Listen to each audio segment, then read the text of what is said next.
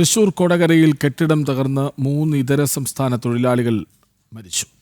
കാലപ്പഴക്കം ചെന്ന ഇരുനില കെട്ടിടം മഴയെ തുടർന്ന് തകർന്നു വീഴുകയായിരുന്നു. പശ്ചിമബംഗാൾ സ്വദേശികളാണ് മരിച്ച 3 പേരും.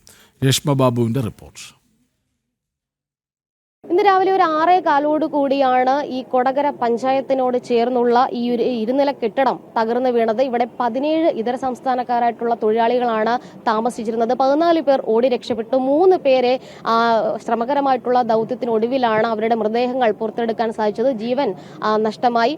ജില്ലാ ഫയർ ഓഫീസറുടെ അതോടൊപ്പം തന്നെ പോലീസ് ഉദ്യോഗസ്ഥരുടെ നേതൃത്വത്തിലാണ് ഈ മൃതദേഹങ്ങൾ പുറത്തെടുക്കാൻ സാധിച്ചത്. കാലപ്പഴക്കം ചെന്ന കെട്ടിടമാണ്. ആ ഇരുനില കെട്ടിടം, അതായത് ചെങ്കല്ലുകൊണ്ട് നിർമ്മിച്ച ഏകദേശം 40 വർഷത്തിലേറെ. ഇവിടെ നമ്മൾ സംസാരിച്ച സമയത്ത് മനസ്സിലായത് വർഷങ്ങൾ പഴക്കമുള്ള കെട്ടിടമാണ്. അതുകൊണ്ട് തന്നെ മഴ അതിശക്തമായിട്ട് ഈ പ്രദേശത്ത് കഴിഞ്ഞ കുറേ ദിവസങ്ങളായിട്ടുണ്ടായിരുന്നു. ആ ഒരു മഴയെ തുടർന്നാണ് ഈ ചെങ്കല്ല് കൊണ്ട് നിർമ്മിച്ച ഈ കാലപ്പഴക്കം ചെന്ന കെട്ടിടം തകർന്നു വീണത്. 3 പശ്ചിമ ബംഗാൾ സ്വദേശികളാണ് ഈ കെട്ടിടം തകർന്നു വീണ അവശിഷ്ടങ്ങൾക്കിടയിൽ പെട്ട് മരിച്ചത്. രാവിലെ ഇവർ ജോലിക്കായിട്ട് പോകാനായിട്ട് ഒരുങ്ങുന്ന സമയത്ത് പുറത്തേക്ക് ഇറങ്ങി വരുന്ന ഒരു സമയത്തായിരുന്നു ഈ കെട്ടിടം നിലംപതിച്ചത്.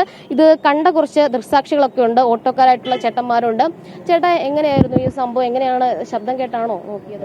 ഞാൻ നൈറ്റ് ഓട്ടം കഴിഞ്ഞിട്ട് വിശ്രമിക്കായിരുന്നു. അപ്പോഴാണ് ഒരു ഭയങ്കര ശബ്ദം കേട്ടത്.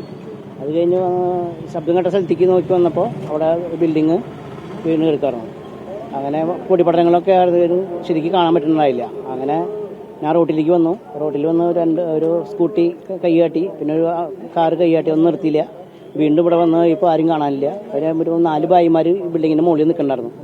അവർ ആ സൈഡിൽ കൂടെ നടന്നു അതിൽ ഇറങ്ങി വന്നു. അവിടേക്ക് ഞാൻ കൊടാര പോലീസിനെ വിവരം അറിയിച്ചു. പിന്നെ ഏകലവ്യ ആംബുലൻസിനെ വിവരം അറിയിച്ചു. പിന്നെ ഇവിടേക്കും ഇവരൊക്കെ വന്നു. അങ്ങനെ രക്ഷപ്പെടാൻ നടത്തി.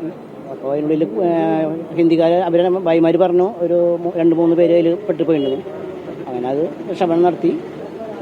3 പേരും എടുക്കുമ്പോൾ ജീവൻ ഉണ്ടായിരുന്നു. ഒരാൾക്ക് മാത്രം ജീവൻ ഉണ്ടായിരുന്നു. അത് സമയം വൈകായിരുന്നു ഇത് എടുക്കാൻ. 2 മണിക്കൂർ മേലെ സമയം വന്നു. കുടുങ്ങി കിടക്കായിരുന്നു. അങ്ങനെ മൊത്തം എടുത്തു കഴിഞ്ഞപ്പോൾ 3 മണിക്കൂർ കഴിഞ്ഞു. പിന്നെ ഇത് രാത്രി സംഭവിച്ചെങ്കിൽ ഇത് ആരും അറിയില്ലായിരുന്നു. ഇതിനും കൂടുതൽ ആരും അറിയില്ല. ഒരു വലിയ ദുരന്തമായ നൈറ്റിലേക്ക് സംഭവിച്ചു കഴിഞ്ഞാലേ ഫസ്റ്റ് ടൈം കൊണ്ടുപോകുന്ന ആള് ഉള്ള ഡെത്തായതാണ്. ഇവിടെ 2ാമത് ആൾക്കുണ്ടായിരുന്നു. അപ്പോൾ ECG നോക്കിയപ്പോൾ ഇവർ നോക്കി. പിന്നെ CPR കണ്ടവനെ കൊടുത്ത് റിക്കവറി പറ്റിയില്ല.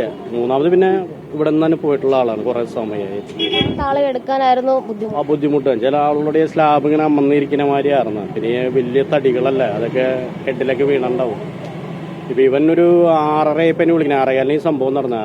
6:15 ഇവിടെ ആരുമില്ല. അപ്പോഴേക്കും വിളിച്ച് പുതുക്കാട് ഫയർ ഫോഴ്സൊക്കെ ഫസ്റ്റ് ടൈം വന്നായിരുന്നു. പിന്നെ ഇവിടെ ഞങ്ങളുടെ ഒരു ക്ലബ്ബുണ്ട് ഏകലവ്യ. അങ്ങനെ പോയി ശാന്തിയിലേക്ക് വിളിച്ചപ്പോൾ ശാന്തിയിലത്തെ ആംബുലൻസുകൾ വന്നു. അങ്ങനെ 3 ആളെ കൊണ്ടുപോയി ഇവിടുന്ന്. ഇപ്പോൾ 3 ആൾ അവിടെ ഉണ്ട്. കെട്ടിടത്തിന് എത്രത്തോളം പഴക്കമുണ്ട്? ഇവിടെ അറിവ് ഒരു പലരും പല കണക്കാ 100 അങ്ങനെ 110 പറയണ്ടായിരുന്നു. പറഞ്ഞതെന്ന് വെച്ച് കഴിഞ്ഞാൽ പഴയ കാലത്ത് ഒരാൾ പറഞ്ഞ ഒരു 60-65 കൊല്ലം എന്നാലും ഉണ്ട്. ഇപ്പൊ കണ്ട നമുക്കറിയാലോ. ഈ ടൈം അവരൊരു പെരുന്നാളിന്റെ സമയമായതുകൊണ്ട് ഇത്ര ആൾക്കാർ പോയി പുറത്തേക്ക്, അവരെ നാട്ടിൽ പോയി. അല്ലെങ്കിൽ ഇതൊന്നല്ല അത് 30-35 അതൊന്നും കണക്കുകൾ ഉണ്ടാവില്ലല്ലോ കറക്റ്റ്. അതാണ് ഇപ്പം ഒരു 17 പേരുണ്ട്. എല്ലാം പെരുന്നാളായി പോയ കാരണം കൊണ്ട് ഒരു വലിയ ദുരന്തം ഇതായാണ്.